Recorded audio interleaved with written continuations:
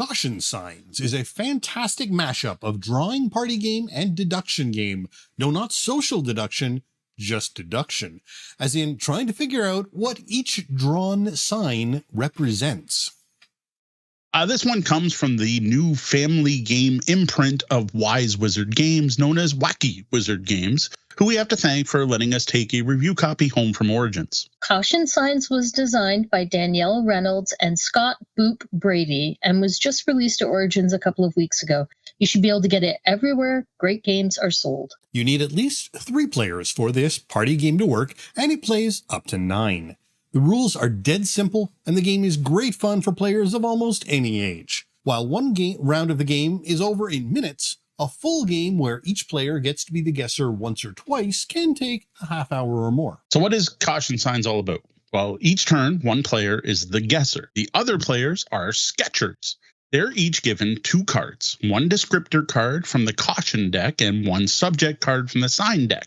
They also get a dry erase caution sign, the yellow signs.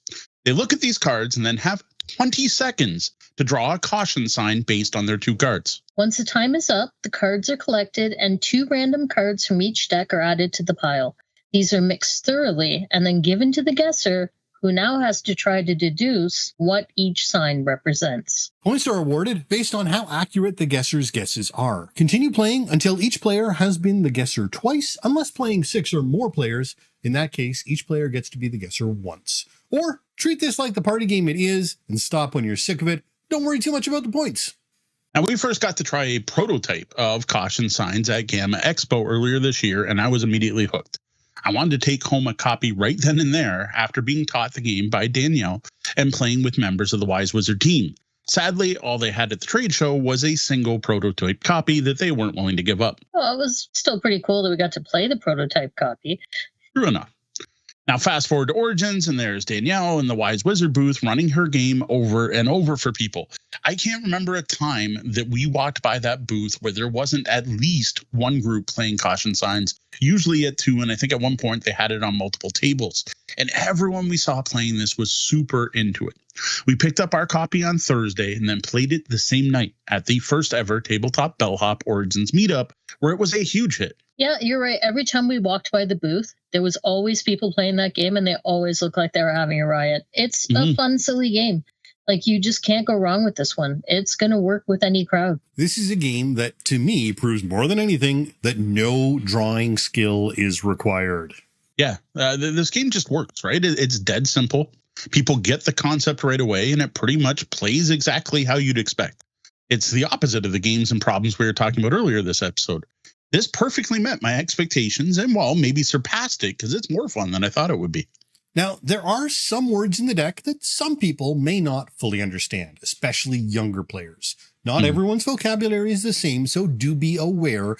Like with any word-based game, it is something to be taken note of just in case. Yeah, and the designer was obviously aware of this because the rulebook actually addresses this, where there's rules for what happens if a sketcher doesn't know their word. And then there's a suggested way to play with younger kids where you go around on the table and say, hey, does everyone know their words? And if they don't, they just draw new ones. Yeah, just that discreet, I don't know this one, let me swap. That keeps the game from breaking.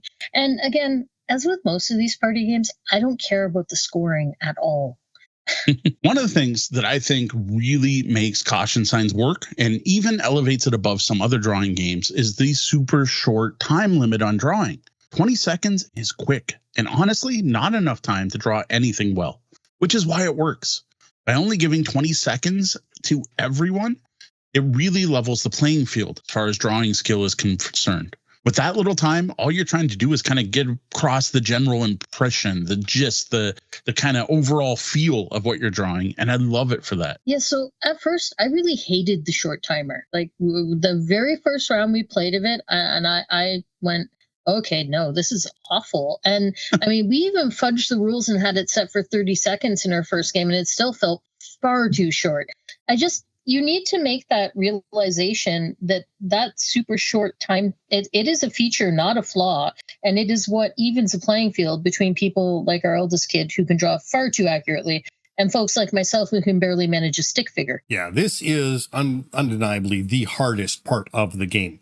Most people have no idea just how short a time 20 seconds really is, especially when it includes reading and processing the cards you've been given as well. You need to process this fast and draw even faster. No details, there's no time for that. Broad strokes only. Now, the other brilliant thing in caution signs is their choice of adjectives and nouns on the cards. At first, guessing and deduction seems pretty easy, but then you get around where the nouns are bear and panda in the same set, and you've got the adjectives cute and loving. The entire deduction system here is honestly what sets it apart from other drawing games and what really draws me to this game. Yeah, it's that deduction part where you're looking at the signs and trying to figure out what matches where, and that's when the game truly gets amusing to me. And it also leads to things like, what the heck, how is that not a panda? Now, there is some benefit from knowledge of the cards here. Knowing that cute and loving are both there means that you can think about how to draw one to differentiate. But don't take too much time thinking about that. Yeah, the system mastery that you can get from this game does lead me to my only potential concern at all about caution signs, besides the usual problem of dry erase markers drying out and having to buy replacements, but that happens with every drawing game nowadays. I just worry that these clue cards may get repetitive. Like, we haven't actually seen this problem, but I have a very minor concern that if you play with the same group often enough, you might fall into the trap of, well, if there's hearts, that means loving, because that's what we always draw when we see the loving card. I mean, that's going to be true with this style of game, but I think you have to play a ton. You would have to play a ton within a relatively short time span and with the exact same people before this would be a problem. Yeah, and now, as with any card-driven drawing game, expansions will be easy to produce if they choose to. So if this game goes over well, I'm sure we will see more content to help extend the life of the game and obviate some of these problems. Overall, I love this drawing game. Like, there was a time for years where there was one drawing game in my collection that saw regular play, one that I brought out to events, and it's awesome to see kind of like not a ton, but just this smattering of new drawing games doing something interesting and different. I now have a handful of drawing games that I'll happily play anytime. And right now, Caution Signs is on the top of that list. If you enjoy drawing games at all, you need to rush out and pick up Caution Signs. Let's make this one sell out, force them to do another printing and maybe expansions. I'd love to see a themed version of this or just more cards. Oh, yeah. No, I'm all for more cards. And can you imagine if it was like a fantasy themed expansion or a sci-fi themed expansion? That would be super fun. Now you have panda bears, and owl bears all in the same deck together. Yes. And then you had the science expansion with the tardigrade. And you're like, oh, the loving tardigrade. How do you draw that? Now, here's the interesting one. And I don't know if we've gotten this across well enough, is if you don't like drawing games, you really should try this. And that's for two reasons. One is that whole thing we talked about multiple times. I think we've drilled this in, that you don't have enough time to draw well. So drawing skill isn't the advantage it can be in many of the other games in this genre. The second, though, is that whole deduction thing. This is the new part. This adds a puzzle aspect to the game, and it can be just as fun to guess as it is to sketch. Honestly, I would say possibly more fun. But even just watching the person do the deduction and watching how they're like, oh, it's this and this, and then you're like, you're trying not to help, right? Because you don't want to grunt or make them, you don't want to do that and spoil it. I absolutely adore the deduction part of Caution Signs. I don't like drawing games in general. I really don't. I will willingly sit down and play, Telestrations and stuff because it is polite and it's what the rest of the group are doing. But I don't dig drawing games, and I don't like games that have a timer. I don't like that makes me feel anxious. I don't enjoy it. The short timer in this game, once you realize, you have to come to that realization that your goal in this game is to try and figure out very quickly when you look at that word, how you are going to relate that to the guesser.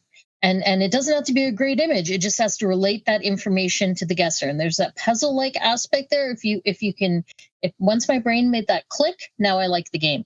Yeah. The first time I saw a sign, I tried to draw something.